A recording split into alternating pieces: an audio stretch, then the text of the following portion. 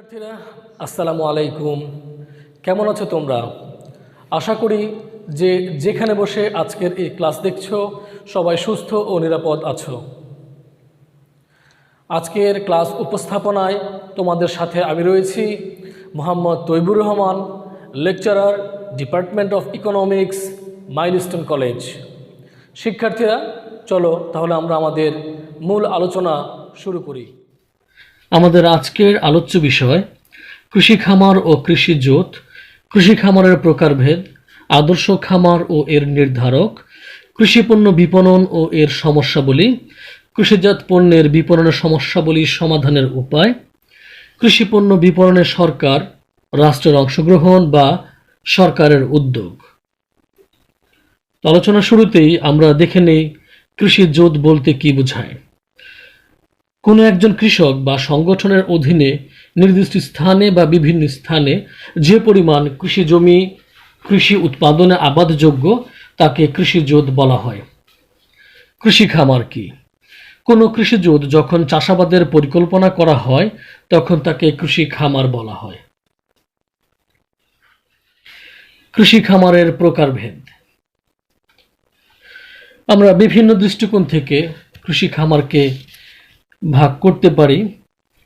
প্রথমত, চাষাবাদের প্রকৃতি ও এর আয়তনের ভিত্তিতে, উৎপাদনের ধরনের বিবেচনায় এবং মালিকানার ভিত্তিতে। চাষাবাদের প্রকৃতি ও আয়তনের ভিত্তিতে আমরা কৃষি খামারকে দুই ভাগে ভাগ করেছি: এক, জীবন নির্বাহী খামার; দুই, বাণিজ্যিক খামার। জীবন নির্বাহী খামার কি? জীবন নির্বাহী খামার বলতে সেই পরিমাণ জমিকে নির্দেশ করে যেখানে উত্তম চাষাবাদের মাধ্যমে যে ফসল উৎপাদন হয় তার দ্বারা উৎপাদনকারী কৃষক কোনোরকমভাবে জীবিকা নির্বাহে সক্ষম।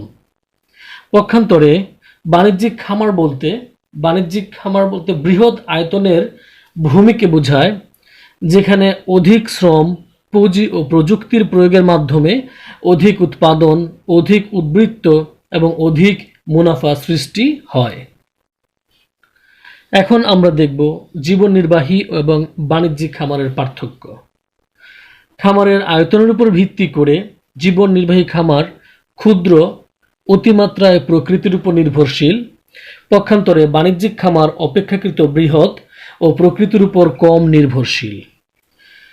জীবন নির্বাহী খামারের চাষাবাদ পদ্ধতি চিরায়ত, ব্যবস্থাপনা অসংগঠিত এবং পরিদর্শন অদক্ষ।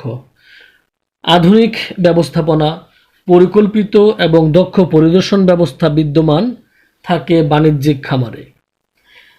দক্ষতা, কারিগরি কৌশল প্রয়োগ করা যায় না, তাই এটি কম দক্ষ। পক্ষান্তরে কারিগরি কৌশল প্রয়োগ করা যায়, তাই এটি অধিক দক্ষ। উৎপাদনের উদ্দেশ্য, পারিবারিক ভোগই একমাত্র উদ্দেশ্য। বাণিজ্যিক খামার সম্পূর্ণ বাণিজ্যিকভাবে পরিচালিত হয়। জীবন নির্বাহী খামারে বাজারজাতকরণ ব্যবস্থার প্রয়োজন পড়ে না। পক্ষান্তরে বাণিজ্যিক খামার বাজারজাতকরণ ব্যবস্থায় অসংখ্য প্রতিনিধি নিয়োগ করে থাকে। উৎপাদনের ধরনের ভিত্তিতে আমরা খামারকে পূর্বেই তিন ভাগে ভাগ করেছি। এক, বিশেষায়িত খামার। কোনো নির্দিষ্ট ফসল উৎপাদন কাজে ব্যবহৃত খামারকে বিশেষায়িত খামার বলা হয়। দুই, বহুমুখী খামার। এই খামারে বিভিন্ন ধরনের ফসল চাষ করা যায়। তিন, মিশ্র খামার। এই ধরনের খামারের এক অংশে কৃষিকাজ বা কৃষি ফলন ফলানো হয় এবং অন্য অংশে পশুপালন করা হয়। মালিকানার ভিত্তিতেও খামারকে তিন ভাগে ভাগ করা যায়: ব্যক্তি মালিকানাধীন খামার, সমবায় খামার, যৌথ খামার। ব্যক্তি মালিকানাধীন খামার সম্পূর্ণ ব্যক্তি মালিকানায় পরিচালিত হয়।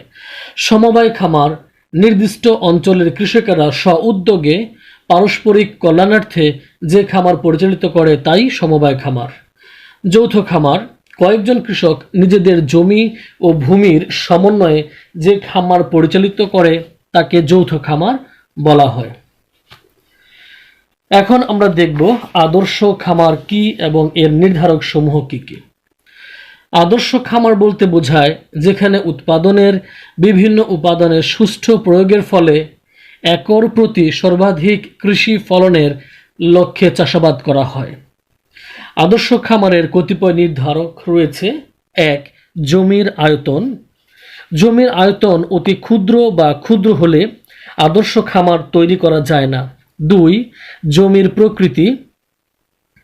সনাতনী চাষাবাদ পদ্ধতি, জমির উর্বরতা শক্তি, শস্য বহুমুখীকরণের সুযোগ বিদ্যমান থাকলে আদর্শ খামারের জন্য জমির আয়তন কিছুটা ছোট হলেও চলে। কিন্তু জমির শস্য বহুমুখীকরণ সম্ভব না হলে এবং উর্বরতা শক্তি কম হলে এবং চাষাবাদ এর জন্য ট্রাক্টর বা পাওয়ার টিলার ব্যবহারের প্রয়োজন হলে আদর্শ খামার গঠনে অধিক জমির প্রয়োজন হয়। ৩. ফসলের প্রকৃতি। ফসলের প্রকৃতির উপর আদর্শ খামার নির্ভরশীল। শাকসবজির ক্ষেত্রে ক্ষুদ্রায়তনের জমি, পক্ষান্তরে ধান, ডাল, গম, পাট প্রভৃতির ক্ষেত্রে তুলনামূলক বৃহৎ আয়তনের জমি প্রয়োজন। প্রযুক্তির ব্যবহার। আদর্শ খামার গঠনে প্রযুক্তি, যান্ত্রিক চাষাবাদ, ট্রাক্টর ইত্যাদির ব্যবহার লক্ষ্য করা যায়। জলবায়ু। অনুকূল জলবায়ুতে ক্ষুদ্রায়তনের জমিতেও এবং প্রতিকূল জলবায়ুতে বৃহৎ আয়তনের জমিতে এ ধরনের খামার নির্মাণ করা যায়। আমরা এখন দেখব কৃষি বিপণন কি। কৃষি পণ্যের বিপণন বলতে কৃষি পণ্যের ক্রয় বিক্রয় বা বাজারজাতকরণ ব্যবস্থাকে বোঝায়। এই ব্যবস্থার মধ্যে বিভিন্ন কার্যাবলী হলো পরিকল্পনা প্রণয়ন, অর্থ যোগান, গুদামজাতকরণ, উৎপাদন, পরিবহন, ঝুঁকি গ্রহণ, মানোন্নয়ন, বাজার সংক্রান্ত তথ্য সংগ্রহ, বিজ্ঞাপন, প্যাকেটকরণ এবং বিক্রয় প্রভৃতিকে নির্দেশ করে। বাংলাদেশের কৃষিজাত পণ্য বিপণনের সমস্যাবলী। আমরা জানি বাংলাদেশের কৃষিজাত পণ্যের বিপণন ব্যবস্থা খুব একটা উন্নত নয়। ফলে কৃষক তাদের উৎপাদিত দ্রব্য সামগ্রী তথা ফসল বিক্রয় করে ন্যায্য মূল্য প্রাপ্তি হতে বঞ্চিত হয়। বাংলাদেশের কৃষিজাত পণ্যের বিপণনের সমস্যা বা ন্যায্য মূল্য প্রাপ্তির সমস্যাসমূহ নিচে আলোচনা করা হলো। ১. কৃষকের দারিদ্রতা। বাংলাদেশের কৃষকেরা অত্যন্ত দরিদ্র। এই দারিদ্র্যের কারণে কৃষকেরা ফসল ওঠার সঙ্গে সঙ্গেই, এমনকি কোনো কোনো ক্ষেত্রে ফসল ওঠার আগেই নামমাত্র মূল্যে তা বিক্রি করে দিতে বাধ্য হয়। অনুন্নত পরিবহন ও যোগাযোগ ব্যবস্থা। আমাদের দেশে পরিবহন ও যোগাযোগ ব্যবস্থা অনুন্নত, ফলে দরিদ্র কৃষকের জন্য এটি অত্যন্ত শ্রমসাধ্য ও ব্যয়বহুল হয়ে পড়ে, যা বহন করা তাদের পক্ষে সম্ভব নয়। অপ্রতুল বাজার সুবিধা। কৃষিজাত পণ্য বেশিরভাগই গ্রামীণ প্রাথমিক বাজারে কেনাবেচা করা হয়। এ বাজারে ভৌত অবকাঠামো খুবই দুর্বল। তাছাড়া টোল ও চাঁদা দেওয়ার কারণে কৃষকেরা পণ্যদ্রব্য বিক্রয়ের নিট দাম কম পায়। গুদামজাতকরণ ও সংরক্ষণে অসুবিধা। ক্ষুদ্র ও প্রান্তিক কৃষক, বিত্তশালী ব্যবসায়ী, এমনকি রাষ্ট্রীয়ভাবেও আমাদের দেশে কৃষিপণ্য সংরক্ষণের জন্য পর্যাপ্ত পরিমাণ গুদাম ঘরের অভাব রয়েছে বা ব্যবস্থা করা হয়নি। এরূপ সংরক্ষণের অসুবিধার কারণে অনেক উদ্বৃত্ত ফসল নষ্ট হয়। ফলে কৃষকেরা ফসলের মৌসুমেই কম দামে ফসল বিক্রি করে ফেলতে বাধ্য হন। ত্রুটিপূর্ণ ওজন ও পরিমাণ। বাংলাদেশের সর্বত্র ত্রুটিপূর্ণ ওজন ও পরিমাণ ব্যবহার করা হয়। এর ফলে কৃষকেরা প্রতারিত হচ্ছেন। বিপণন ঋণের অভাব। বিপণন বিভিন্ন পর্যায়ে বিভক্ত, যেমন সংরক্ষণ, পরিবহন, প্রক্রিয়াজাতকরণ ইত্যাদি ক্ষেত্রে অর্থের প্রয়োজন হয়, কিন্তু কৃষকের জন্য এরূপ ঋণের ব্যবস্থা নেই, কিংবা থাকলেও তা খুবই অপ্রতুল, যা তারা প্রয়োজন মুহূর্তে পায় না। শিক্ষার অভাব। আমাদের দেশের কৃষকেরা কম শিক্ষিত বা অশিক্ষিত, ফলে ফটকা কারবারের জটিলতা ও বৈদেশিক বাজারের গতি প্রকৃতির সঙ্গে তারা একেবারেই অপরিচিত। অশিক্ষিত কৃষক পণ্যের তথ্য সম্পর্কে জ্ঞাত নয়। পণ্যের মান নির্ধারণে জটিলতা।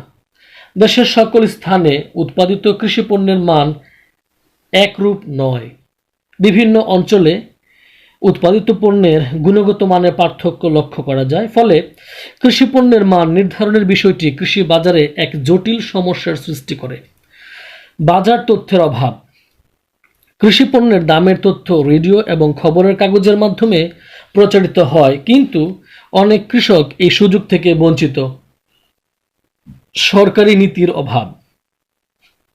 বাংলাদেশে কৃষিপণ্যের বাজার সংগঠিত ও নিয়ন্ত্রণের জন্য সরকারের সুনির্দিষ্ট কোনো নীতিমালা নেই। আলোচনার এ পর্যায়ে আমরা দেখব পূর্বে আলোচনা করা যে সমস্যা নিয়ে আমরা আলোচনা করলাম, এই সমস্যাসমূহ সমাধানের জন্য আমরা কি কি ব্যবস্থা গ্রহণ করতে পারি বা কৃষিজাত পণ্য বিপণনের সমস্যাবলী সমাধানের উপায়। 1. পরিবহন ও যোগাযোগ ব্যবস্থার উন্নয়ন। গ্রামের প্রাথমিক বাজার, সমাবেশ বাজার ও মাধ্যমিক বাজারের ভৌত অবকাঠামোর উন্নয়ন সাধন করতে হবে, যাতে বাজারসমূহ পরস্পরের সঙ্গে এবং উৎপাদন এলাকার সঙ্গে যুক্ত করার মাধ্যমে কৃষকের পণ্য বাজারজাতকরণের সুবিধা হয়। পর্যাপ্ত ঋণ সরবরাহের নিশ্চয়তা। স্বল্প সুদে ঋণদানের সুযোগ সুবিধা বৃদ্ধির উদ্দেশ্যে বিভিন্ন ব্যাংক, আর্থিক প্রতিষ্ঠান ও ঋণদান সংস্থা গ্রামাঞ্চলে স্থাপন করতে হবে, যাতে কৃষকের প্রয়োজনের সময় পর্যাপ্ত ঋণ সরবরাহ করা সম্ভব হয়। দালাল ও ফরিয়ার বিলোপ সাধন।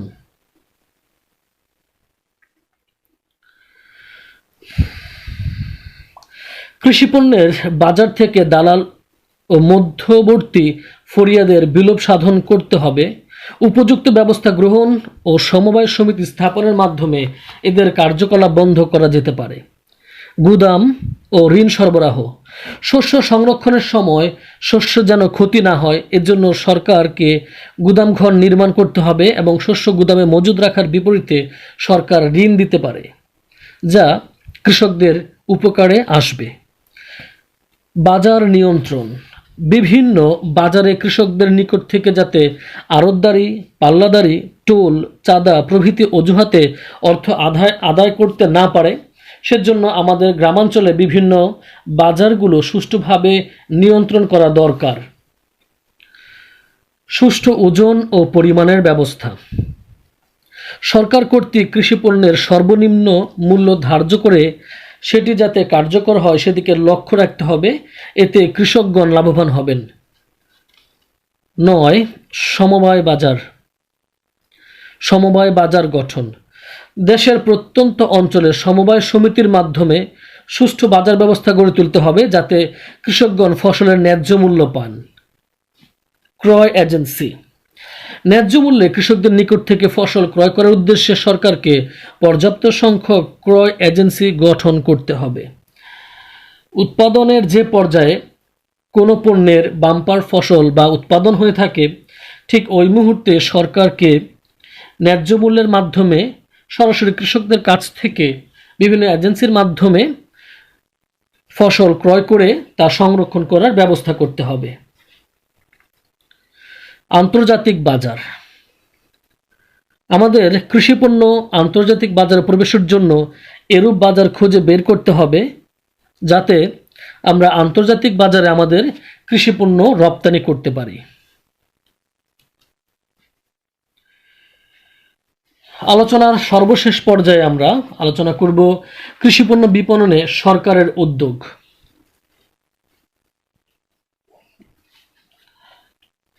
কৃষিপণ্য বিপণনের ক্ষেত্রে সরকার যে সকল উদ্যোগ গ্রহণ করতে পারে তার ভিতর সর্বপ্রথম যে বিষয়টা আলোচনা করা যায় তা হচ্ছে অবকাঠামো উন্নয়ন। আশার কথা হলো কৃষক যাতে তার উৎপাদিত পণ্যের ন্যায্য মূল্য পায়, সেজন্য বাজারজাতকরণের নিমিত্তে সারা দেশে সরকারি উদ্যোগে কৃষক বিপণন দল, কৃষক ক্লাব গঠনের পাশাপাশি কৃষিপণ্য প্রক্রিয়াজাতকরণ কেন্দ্র, জেলা উপজেলা পর্যায়ে কৃষি বাজার উন্নয়ন এবং লিঙ্কেজ তৈরির জন্য ঢাকাতে একটি সেন্ট্রাল মার্কেট নির্মাণ কাজ সম্পন্ন হয়েছে, যা গাবতলীতে অবস্থিত। 2. উৎপাদনশীলতা বৃদ্ধি।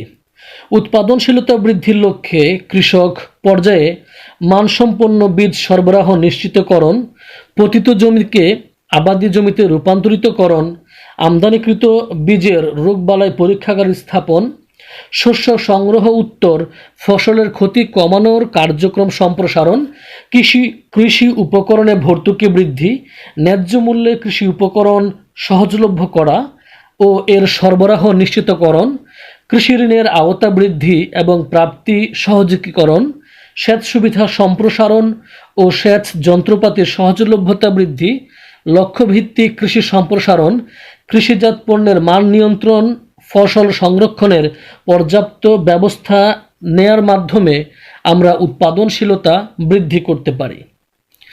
কৃষি পণ্যের মান নিয়ন্ত্রণ। কৃষিপণ্য বিপণন নীতির একটি গুরুত্বপূর্ণ উদ্দেশ্য হল অভ্যন্তরীণ ও আন্তর্জাতিক বাজারে কৃষিপণ্যের মান যেন উচ্চ থাকে, সরকার এরূপ নীতি অনুসরণ করে। এর ফলে কৃষিপণ্যের ভালো দাম পাওয়া যায় এবং দেশি পণ্যের সুনাম তৈরি হয়। কৃষি বীমা প্রচলন। বাংলাদেশের ক্ষুদ্র ও মাঝারি কৃষকদের উৎপাদিত শস্য প্রাকৃতিক দুর্যোগে নষ্ট হওয়ার কারণে তাদেরকে ন্যায্য মূল্য তাদেরকে শস্য মূল্য সহায়তার জন্য কৃষি বীমা এবং কৃষক পর্যায়ে কৃষি পণ্যের ন্যায্য মূল্য প্রাপ্তি নিশ্চিত করার জন্য বিভিন্ন উদ্যোগ গ্রহণ করা হয়েছে। উপকরণ সহজতা ও ভর্তুকি। উপকরণ সহায়তা ও ভর্তুকি। সরকার সারা দেশে 1,62,00,000 কৃষক পরিবারের মধ্যে উপকরণ সহায়তার কার্ড বিতরণ করেছেন। কৃষক ও ক্রেতাকে সহায়তার লক্ষ্যে অনেক সময় সরকার উচ্চ মূল্যে খাদ্যশস্য ক্রয় করে স্বল্প মূল্যে তথা ভর্তুকি দিয়ে তা বিক্রি করে থাকেন। সর্বশেষ, কৃষি তথ্য সার্ভিস।